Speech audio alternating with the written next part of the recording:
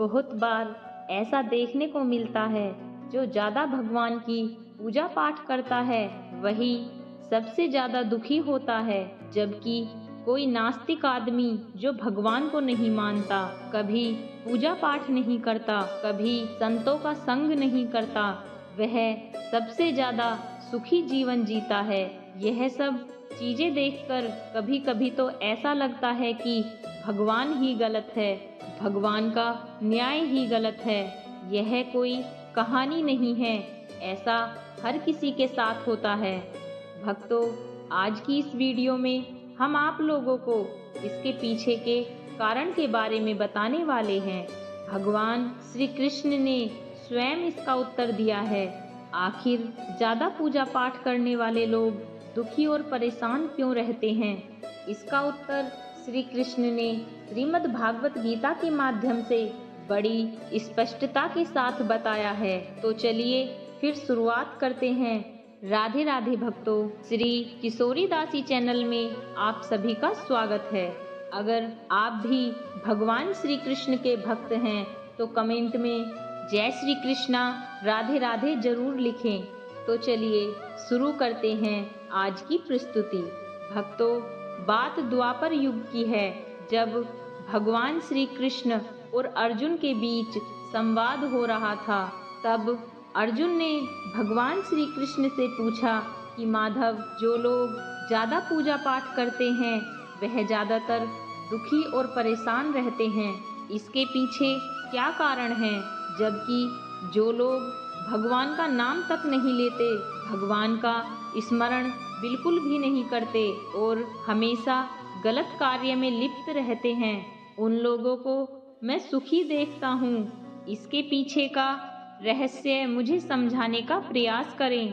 तब भगवान श्री कृष्ण ने एक छोटी सी कहानी के माध्यम से अर्जुन को इसका उत्तर दिया।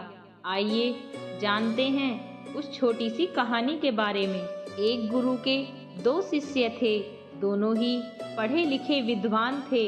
दोनों में फर्क सिर्फ इतना था, एक भगवान को मानने वाला था और दूसरा भगवान को ना मानने वाला नास्तिक था।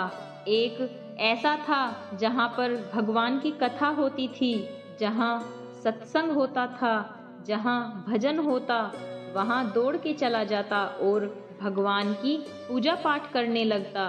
दूसरा शिष्य इन सब चीज़ों से दूर था। वह शराब पान भी करता था, वैश्याओं के साथ गमन करता था। सारी बुरी आदतें दूसरे शिष्य में थी। एक दिन क्या हुआ, एक शिष्य शराब पीकर अनाप शनाप बोलते हुए रास्ते में पैदल चलते हुए अपने घर को जा रहा था। अचानक उसको रास्ते में पैसों से भरा हुआ एक बैग मिल जाता है। उसकी खुशी का ठिकाना नहीं रहता।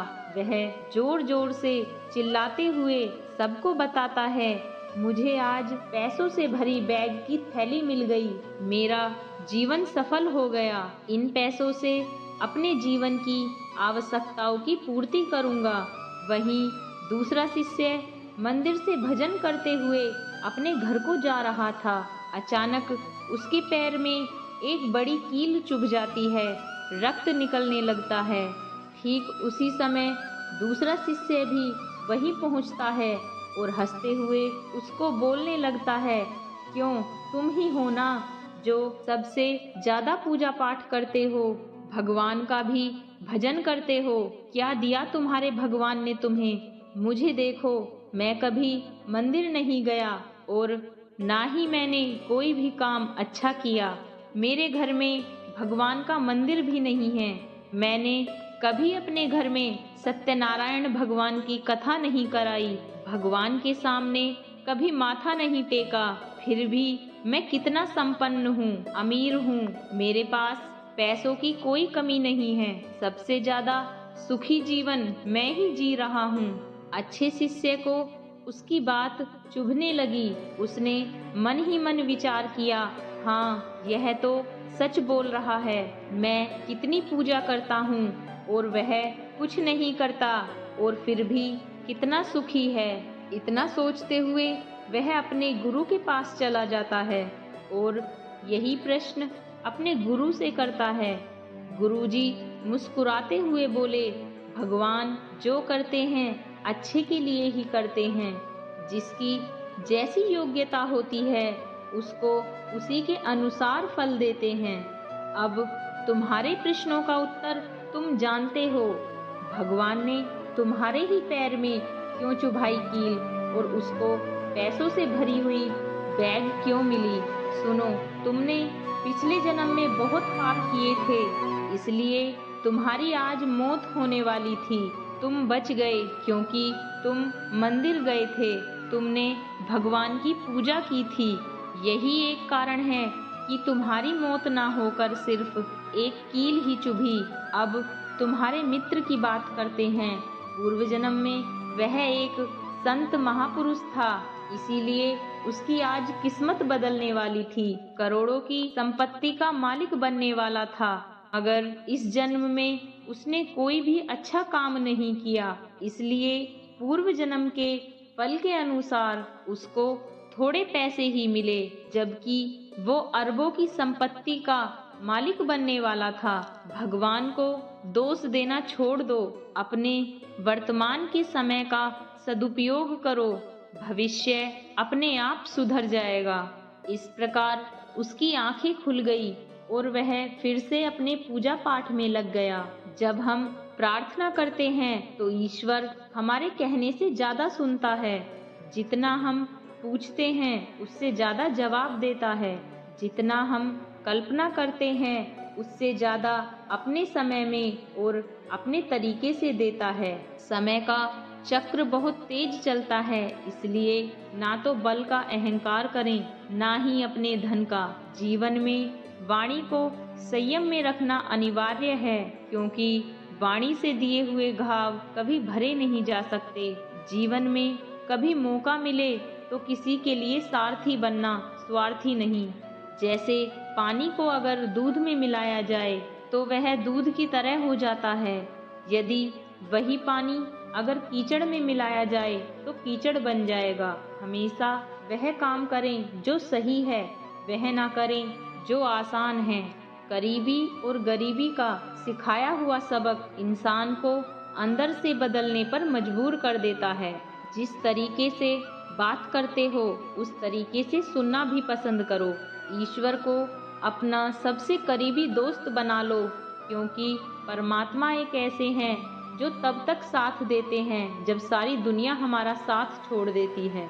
ऐसे लोगों से दोस्ती बनाए रखिए जो आपको बेहतर बनाने के लिए प्रेरित करता हो, जो आपको अपनी जिम्मेदारी माने और आपका ख्याल रखे, जो आपको अपना समझे और अपने घर जैसा महसूस कराए, जो आपकी सहायता करे और आपको समझे।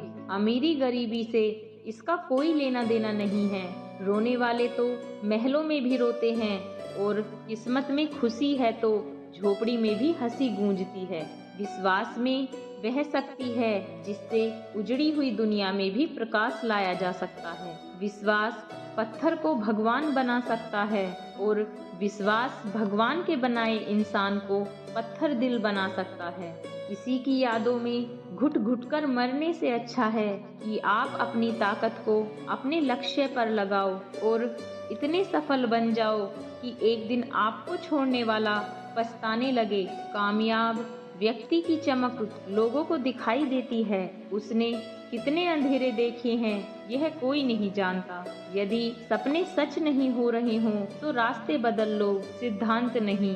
तो भक्तों, आज के लिए बस इतना ही। उम्मीद करती हूँ कि आपको यह वीडियो पसंद आई होगी। तो भक्तों, अगर यह वीडियो आपको पसंद आई हो तो लाइक और शेयर जरूर कीजिएगा, और यदि आप हमारे चैनल पर नए हो तो हमारे चैनल को सब्सक्राइब जरूर करिएगा, और कमेंट्स में जय श्री कृष्णा, राधे राधे लिखना मत भूलिएगा। राधे राधे।